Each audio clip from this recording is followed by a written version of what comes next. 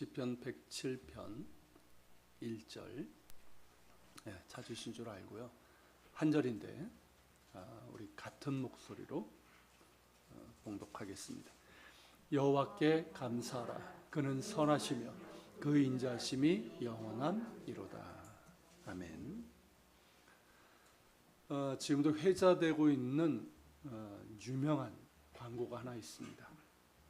침대는 가구가 아닙니다. 침대는 과학입니다.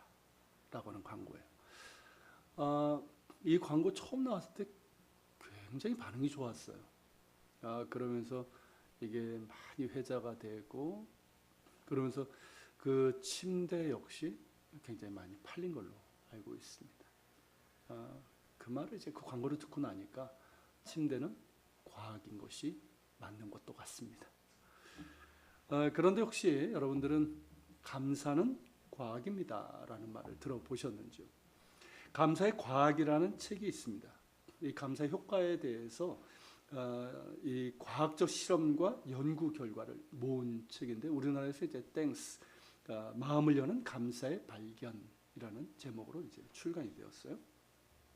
미국의 이제 심리학자 로버트 에먼스 교수의 실험인데요. 12살서부터 80살까지의 다양한 연령층의 실험 참가자들을 두 그룹으로 나누어서 일기를 주고 그 일기에다가 각각의 내용을 적도록 했습니다.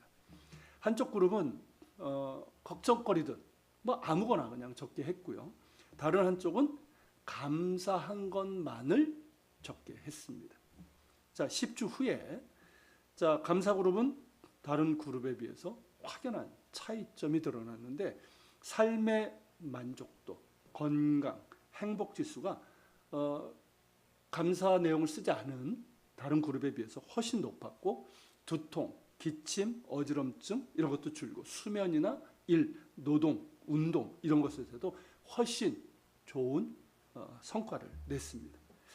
그저 감사했을 뿐인데 이 뇌 화학 구조와 호르몬이 변하고 신경 전달 물질이 바뀐 겁니다.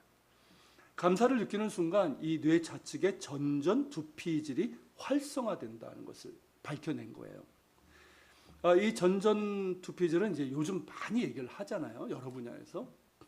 뇌의 이제 맨 앞에 자리 잡고 있는데, 이 사랑과 공감과 같은 이 긍정적인 감각을, 그런 감정을 느끼는 곳이라고 합니다. 그러면서 이제 무언가에 집중하고 또 계획을 세우고 또 충동을 컨트롤할 수 있고, 그리고 결정을 내리는 지휘자 역할을 한다는 거예요. 이것이 이제 적절하게 기능을 하면은 그 사람이 상당히 안정적이고 말이나 행동도 잘 통제가 되고 목표지향적이고 긍정적인 삶이 된다는 것이죠. 반대로 이 기능이 적절하지 못하면, 적절하게 그 기능을 하지 못하게 되면 산만하고 충동적이고 부정적이고 똑같은 실수를 반복하게 되고 자극적인 것을 추구하는 경향을 갖게 된다고 합니다. 심리학자들의 이런 연구 결과에 따르면 우리가 이제 특별히 이제 감사를 하게 되면 뇌 자측의 이제 전전 두피질이 이제 활성화되면서 스트레스를 완화시켜주고 안정적이고 행복하게 해준다는 거예요. 심리학자들이 이를 뭐라고 그러냐면 리셋 버튼이다라고 불러요. 리셋. 그러니까 재설정 버튼이죠. 어떤 거를 이제 뭐 이렇게 리셋 뭔지 아시죠? 그렇게 이제 재설정해주는 그런 효과를 가지고 있다라고 합니다. 그러니까 이 감사가 그렇다는 거예요. 감사가 인간이 느끼는 아주 강력한 감정 중에 하나라는 것을 이 심리학자들의 연구를 통해서 이제 밝혀졌습니다. 이 실험을 진행한 로버트 에먼스 교수는 무슨 말을 했냐면, 생리적으로 감사는 스트레스 완화제다. 그래서 분노, 화, 후회 이런 불편한 감정을 덜 느끼게 해준다는 거예요. 또한 감사하는 사람은 훨씬 살아있고 경각심을 가지며 매사에 적극적이고 열정적이며 다른 사람들과 더 맞닿아 있다고 느낀다라고 했습니다. 그리고 이제 미국의 마이애미 대학교의 심리학 교수인 이제 마이클 맥클로우 역시 뭐라고 그랬냐면, 잠깐 멈춰서서 우리에게 주어진 감사함을 생각해보는 순간 우리의 감정 시스템은 이미 두려움에서 탈출하게 되어서 아주 좋은 상태로 이동하게 된다라고 했습니다.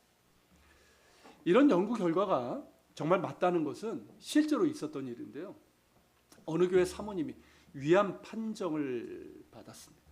그래서 충격을 받고 자신의 처지를 이제 한탄하면서 이렇게 된 것이 남편 목사님이 힘들게 목회를 하면서 내가 고생해서 생긴 것이라 이렇게 생각을 하면서 남편을 원망하고 하나님까지 원망을 했습니다. 그런데 어느 신학교 총장님이 남편 목사님을 통해서 그 얘기를 듣고 사모님에게 노트 한 권을 주면서 이 노트에 감사할 일만 생각나는 대로 적어보라고 했습니다. 처음에는 사모님이 무슨 시답지 않은 그런 말이라 생각을 했지만 몇 시간 지나고 나서 노트에 감사할 일들을 쓰기 시작을 했습니다. 어땠을까요? 그 전까지는 감사? 그런 거 전혀 없었어요. 그저 불평, 불만, 원망할 일 이런 것들만 그렇게 많았는데 노트에 적다 보니까 얼마나 감사할 일들이 많은지요. 그리고 감사의 내용들이 큰 것들이 아니었어요. 아주 작은 것들, 일상적인 것들이었어요. 그렇게 감사의 내용을 적다 보니까 어느덧 자기 안에서도 그 마음 안에서도 감사의 마음이 생기더라는 거예요. 그래서 위암 판정 이후에 처음으로 감사의 기도를 드릴 수 있었다고 합니다. 그리고 그 다음 날에도 감사의 내용을 적었어요. 그렇게 적다 보니까 직접 누군가의 감사의 마음을 전하는 게 좋겠다 싶어서 가장 가까운 사람에게, 누굴까요? 남편에게. 그렇게 원망했던 남편에게 고맙다는 인사도 하고 자녀들에게, 부모님에게, 교우들에게 그렇게 감사의 인사를 했습니다. 그리고 그 다음 날에도 계속해서 적었어요. 적고 계속해서 감사의 내용을 적었습니다. 그런데 점점 이상한 일이 벌어지는 거예요. 통증이 점점 줄고 다리에도 힘이 생기고, 그래서 병원에 갔더니 의사가 깜짝 놀랐어요. 암세포가 사라졌다는 거예요. 실제 있었던 일이에요. 여러분, 토크쇼의 여왕이라고는 오프라 윈프리 아시죠? 세계적으로 유명한 흑인 여성이죠. 오프라 윈프리가 자신의 이름을 걸고 한 쇼가 있죠. 오프라 윈프리 쇼. 지금은 이제 뭐 안 하지만 이게 이제 뭐 에이미상을 뭐 30회 이상 수상을 했고 아카데미 시상식에서 평생 공로상도 받았어요. 그리고 2014년가에는 포브스에서 선정한 세계에서 가장 영향력 있는 유명인사 100인에 선출도 되고, 지금도 이제 뭐 60대 이제 후반이 됐지만 지금도 아주 적극적으로 활동적으로 여러 방면에서 일하고 있고요. 저도 이번에 알았는데 자산이 무려 27억 달러, 우리나라 돈으로는 3조 원이 넘는, 그러니까 흑인 중에서 가장 부자라고 얘기를 해요. 그런 자산가가 되었고 인종과 성의 장벽을 뛰어넘어서 성공을 이룬 스타입니다.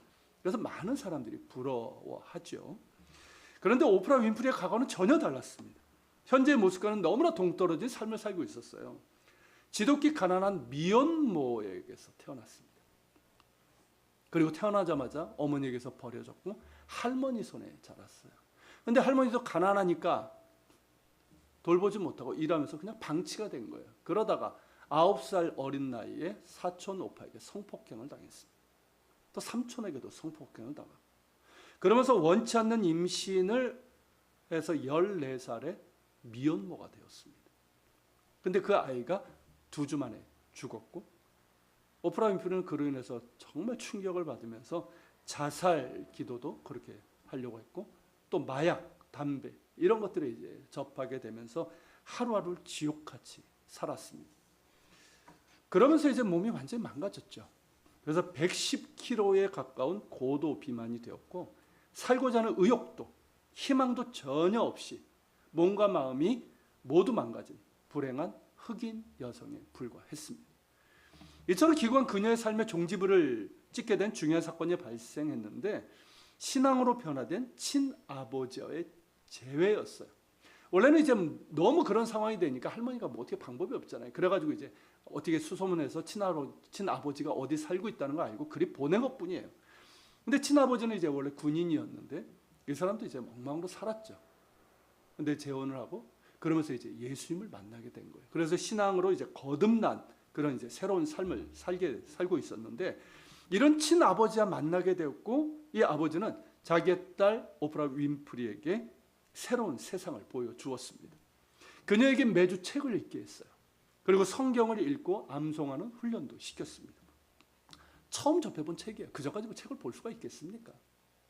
처음 접해본 책은 그녀의 지적 호기심을 자극을 했고, 삶의 즐거움을 더했고, 그녀 안에 잠재되어 있던 그 가능성을 일깨워줬어요. 또한 성경은 그녀로 하여금 하나님의 사랑을 알게 해주었고, 자신이 얼마나 존귀하고 사랑받는 존재인지를 깨닫게 된 거예요. 그러면서 그녀의 영혼에 숭고한 가치를 더해 주었습니다. 그리고 이제 그 재능이 이제 온전해지면서, 재능이 드러나게 되면서 19살에 그 지역에 이제 조그만 방송국인데 내시빌 TV 방송국에 취직을 해요. 그러면서 작은 방송이지만 흑인 여성 최초로 뉴스 앵커가 됩니다.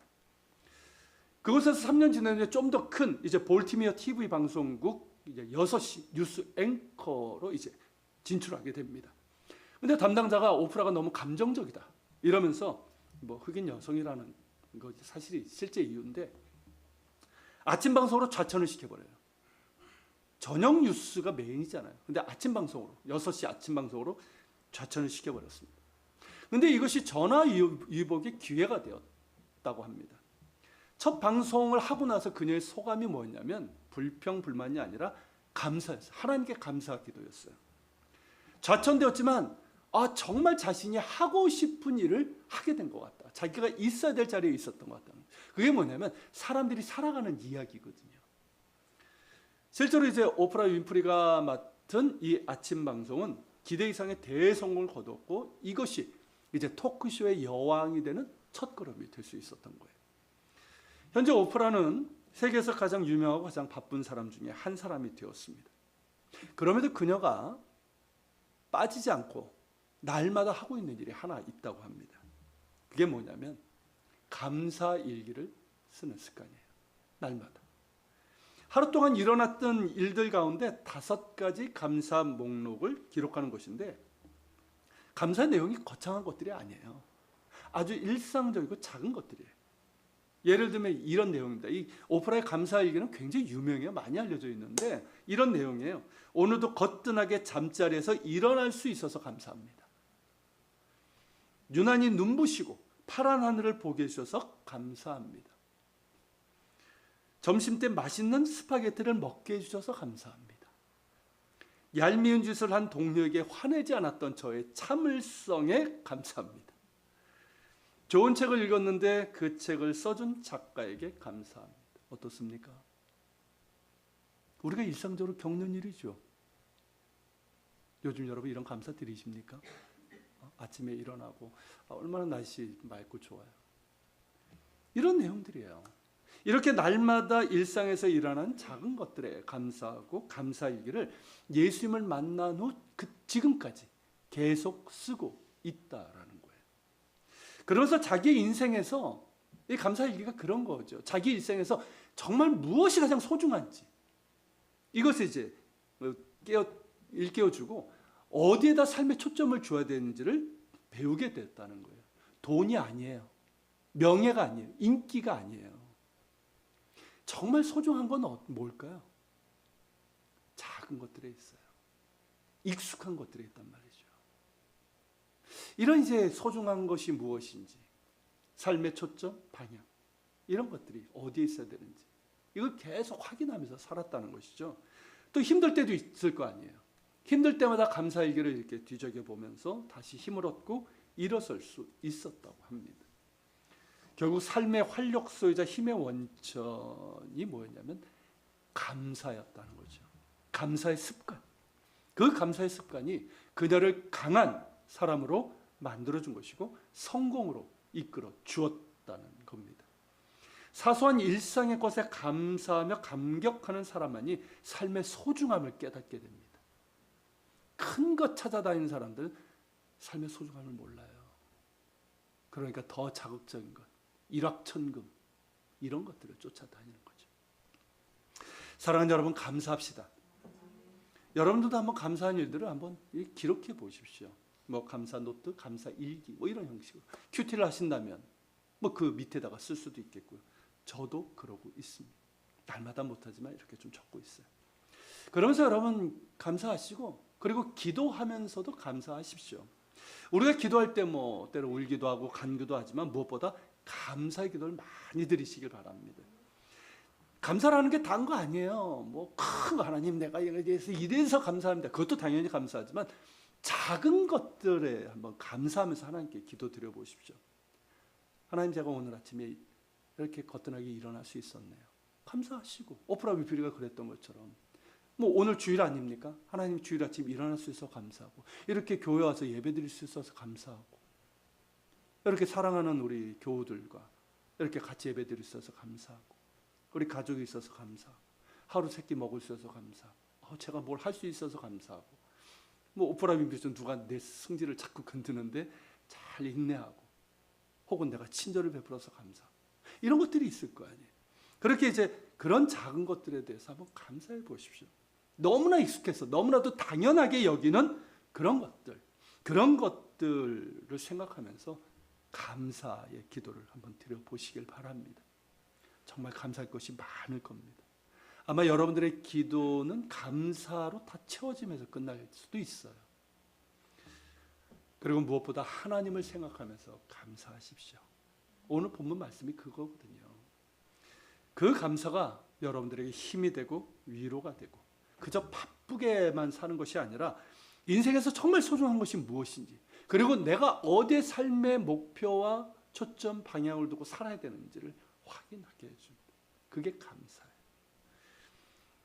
그리고 이 감사가 이건 과학적으로도 증명이 됐으니까 여러분들의 심령도 건강하게 해줄 것입니다. 그렇지 않겠어요? 불평, 불만하고 염려, 걱정하는 사람은 건강할 수가 없어요.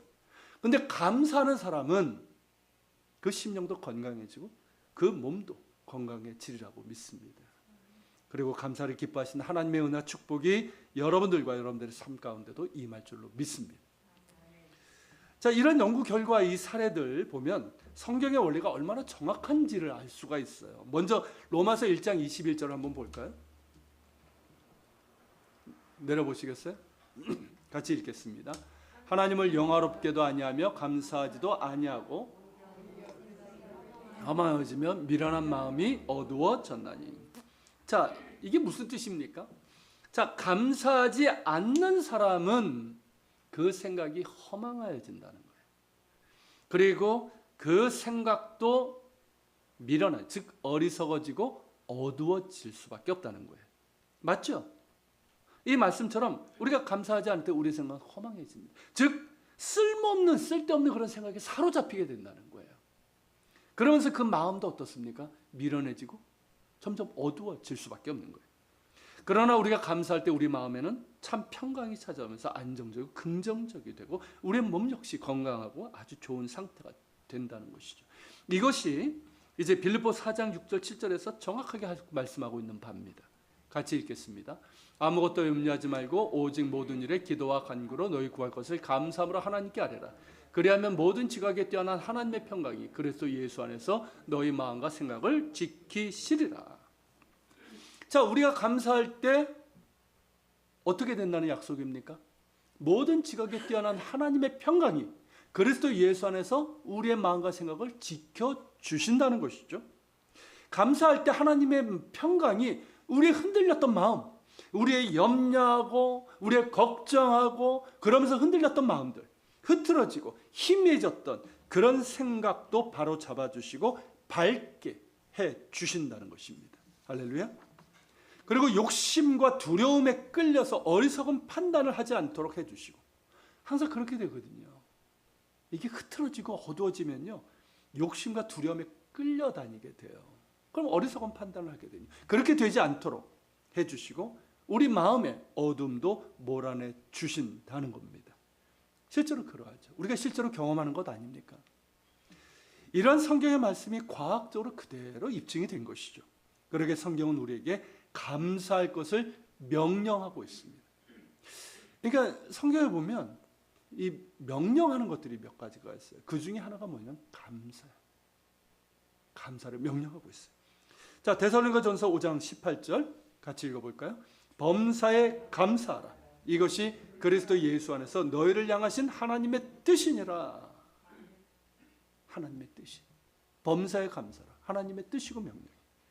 자, 범사에 감사라 무슨 뜻입니까? 좋은 일에만 감사하는 뜻이 아니잖아요. 범사예요.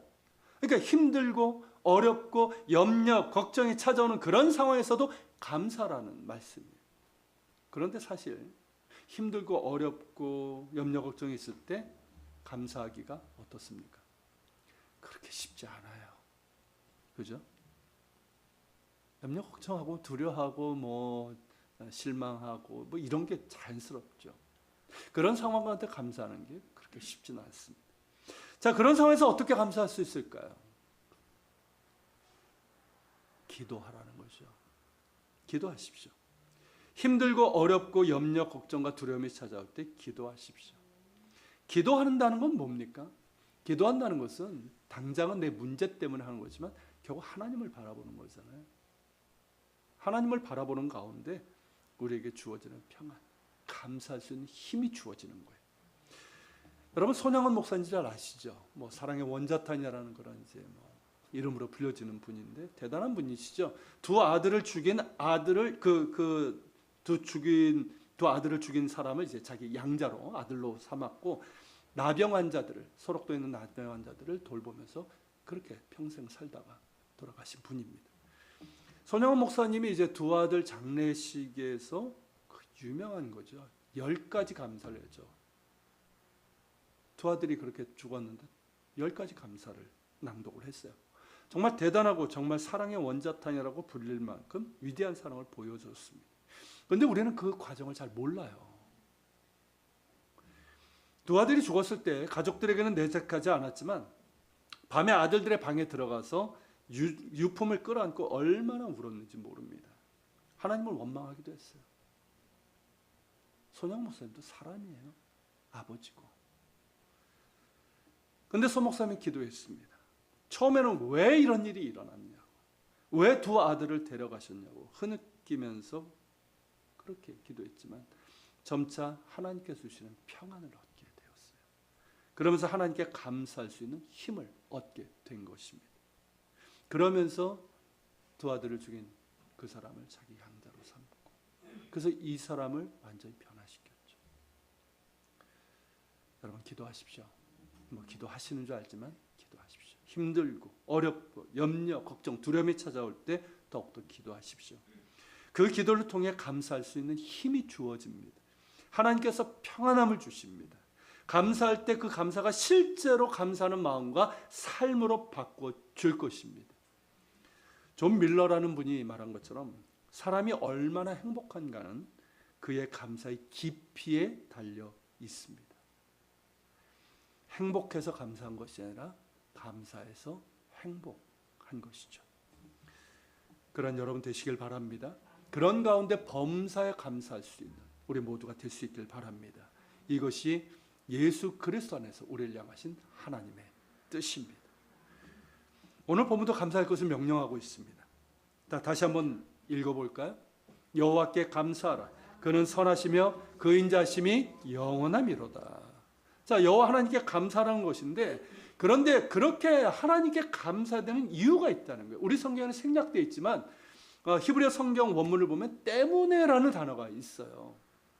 즉 하나님께 감사하라. 왜냐하면 그 이유가 있기 때문이다. 이런 식의 의미예요. 자, 심리학자들이 말하는 것처럼 왜 감사해야 하는지에 대해서 곰곰이 생각하면서 진지하게 그리고 진심에서 나오는 감사를 하나님께 드리라는 거예요. 자, 우리가 하나님께 감사되는 이유가 뭘까요? 그는 선하시고 그 인자심이 영원하시기 때문이라는 것입니다. 자, 여기서 선하다, 선하다라고 번역된 히브리어 단어가 토브인데 굿, 좋다, 선하다 이런 뜻이에요. 자, 그렇다면 좋다, 선하다의 그 기준은 뭘까요? 누굴까요? 자, 좋다, 선하다 그 기준은 누굴까요? 애들을 보면 뭐라고 얘기합니까? 아빠 좋아, 엄마 좋아, 뭐 이러죠. 언제 그럴까요? 자기가 원하는 거 뭐 해줄 때, 선물 줄 때 뭐 이런 거 아닙니까? 아빠 좋아, 엄마 좋아. 그렇지 않으면 반대가 되죠. 엄마 미워, 아빠 미워. 기준이 나예요. 어쩌면 우리도 그런지 모르겠습니다. 내가 기준이 돼서 내가 원하는 대로 이루어지면 할렐루야죠. 하나님 좋은 분, 선하신 분이고, 그렇지 않을 땐 어떨까? 실망하고, 하나님이 나를 사랑하시나 하면서 의심하고 불평하고 감사하지 못합니다. 우리가 꼭 기억해야 될 것은 하나님은 좋으신 분이시고 선하신 하나님이십니다. God is good. 그리고 그 좋음과 선하심의 기준은 하나님께 있습니다. 즉 하나님께서 당신의 선하신 뜻에 따라, 기쁘신 뜻에 따라 행하십니다. 나에게도 마찬가지예요. 하나님의 선하시고 기쁘신 뜻에 따라 나를 대하시고 나를 사랑하시고 나를 인도하십니다. 내가 생각할 때는 이것이 좋다라고 생각할 수 있어요. 이때가 더 좋다고 생각할 수 있어요. 그런데 하나님 보실 때는 그렇지 않은 경우가 많습니다. 저도 여러 번 경험했고요. 왜 이때가 아닙니까? 하나님 보시기에 좋은 때, 좋은 것으로 주십니다. 하나님의 선하심을 믿으십시오. 믿고 신뢰하며 구하십시오. 감사함으로 구하십시오. 나를 사랑하신 하나님 보시기에 가장 좋은 때 좋은 것을 주십니다. 그 선하심으로 인해서 감사할 수 있는 우리가 될 수 있길 바랍니다. 또한 하나님의 영원하신 인자심으로 인해서 감사하십시오. 여기서 번역된 이제 인자심이 히브리어로 이제 헤세드라는 단어인데, 이게 우리나라 말로 한 단어로 번역할 수 있는 단어가 아니에요. 그러니까 우리 성경에는 뭐 인자, 인애, 사랑 등등으로 번역됐지만 그 의미가 뭐냐면 죄인을 긍휼히 여기시는 하나님의 마음이에요. 죄인을 긍휼히 여기시는 하나님의 마음. 그게 헤세드예요. 이와 비슷한 말이 긍휼입니다. 히브리어 이제 레헴이라고 하는데 이 단어가 본래 어떤 뜻이냐면 어머니의 자궁을 뜻하는 단어예요. 여러분 생각해 보십시오. 세상에서 가장 연약한 존재가 뭡니까? 태아죠. 가장 연약하고, 그 가장 연약한 존재를 가장 안전하고 부드럽고 포근하고 그렇게 안아주면서 지켜주는 어머니의 뱃속처럼 하나님의 긍휼하심이 그렇다는 거예요. 그렇게 하나님의 긍휼은 죄인이면서 연약한 우리를 넉넉히 품어주시고 안아주시고 위로하시고 평안을 주시고 자유함을 주시고 용기와 힘을 주십니다. 이런 하나님의 인자심과 긍휼하심이 있기 때문에 우리가 있는 것 아닙니까? 돌아보면 하나님의 선하심과 그 인자심과 긍휼하심이 없었다면 과연 우리가 살 수 있을까요? 지금 이 자리에 있을 수 있을까요? 그 선하심과 인자심과 긍휼하심을 인해서 이렇게 하나님의 자녀가 되고 그리고 하나님의 은혜와 축복 가운데 살아가는 것 아닙니까? 특별히 시편 기자는 그 인자심이 영원함을 강조하고 있어요. 그렇습니다. 하나님의 인자심과 우리를 긍휼히 여기시는 사랑은 변함이 없습니다. 영원합니다. 우리가 하나님 나라에 이르기까지. 할렐루야. 그러므로 하나님의 영원하신 인자심과 긍휼하심을 인하여 우리가 감사할 수 있는 것입니다. 그렇게 감사할 수 있길 바랍니다. 그리고 날마다 긍휼하심과 때를 따라 돕는 은혜를 얻기 위하여 은혜의 보좌 앞으로 담대히 나아갈 수 있기를 바랍니다. 우리가 좋아하는 시편 중에 하나가 이제 시편 23편이죠. 가장 좋아하는 시편인데, 자, 하나님의 선하심과 영원하신 인자심을 믿고 감사하는 사람의 노래인 거예요. 자, 어떻게 시작합니까? 여호와는 나의 목자시니 내게 부족함이 없으리로다. 내게 부족함이 없다. 원어로 보면 내게 결핍이 없다는 뜻이에요. 히브리 원어로 보면 이 시가 다윗의 시인데 우리가 아는 것처럼 이 시를 쓸 때 다윗의 상황은 어땠습니까? 결핍이에요. 분명 결핍 투성이었단 말이죠. 부족함 투성이었어요. 그런데 그의 고백은 내게 결핍이 없다, 부족함이 없다는 거예요. 왜? 여호와는 나의 목자시니. 이거밖에 없어요. 여호와는 나의 목자시니. 하나님이 나의 목자이시기에 나에게는 결핍, 부족함이 없다는 거예요. 오늘 본문의 시편 기자의 고백처럼 하나님의 그 선하심과 그 인자심이 영원하신 그 목자로 인해서 그분이 나의 목자이시기에 내게는 결핍이 없다, 부족함이 없다는 뜻입니다. 그러니 어떻습니까? 감사할 수 있는 거죠. 찬양할 수 있는, 노래할 수 있는 거예요. 하나님의 선하심과 그 인자심이 영원하심을 믿는 사람의 심령에는 아무리 상황이 결핍투성이고 부족함 투성일지라도, 또한 사망의 음침한 골짜기를 다니는 그런 상황일지라도 감사할 수 있는 것입니다. 감사의 마음이 있으니 상황에 상관없이 부족함이 없는 것이죠. 분명 메마르고 황폐한 광야지만 선하시고 그 인자심이 영원하신 하나님께서 나를 푸른 풀밭에 누이시고 쉴만한 물가로 인도하실 것을 믿기에 감사할 수 있는 것이죠. 내가 비록 사망의 음침한 골짜기를 다닐지라도 선하시고 인자신 하나님께서 나와 함께 하시기에 나는 두려워하지 않고 염려 걱정에서 벗어나 평안 가운데 담대함에 감사함으로 담대하게 앞으로 나아갈 수 있는 것이죠. 우리는 감사를 어떤 조건으로 그렇게 생각하지만 감사는 조건에 달려있는 것이 아니라 하나님을 바라보는 믿음에 달려 있습니다. 무엇이 잘 되고 무엇이 있고 내가 무엇을 누려서가 아니라 하나님의 선하심과 인자심이 영원하심을 알고 또한 믿기에 감사하는 것이죠. 그래서 감사의 수준이 곧 그 사람의 믿음의 수준이라고 하는 거예요. 공감하십니까? 하나님을 믿고 신뢰하기에 상황과 상관없이, 조건과 상관없이 감사할 수 있는 것이죠. 감사의 수준이 곧 믿음의 수준입니다.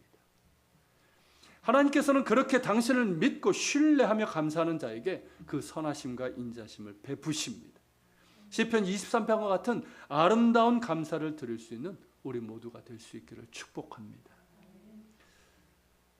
여러분, 그리스도를 본받아라는 기독교 고전을 쓴 토마스 아 캠피스, 이 말을 좀 전하고 제가 끝낼까 하는데요.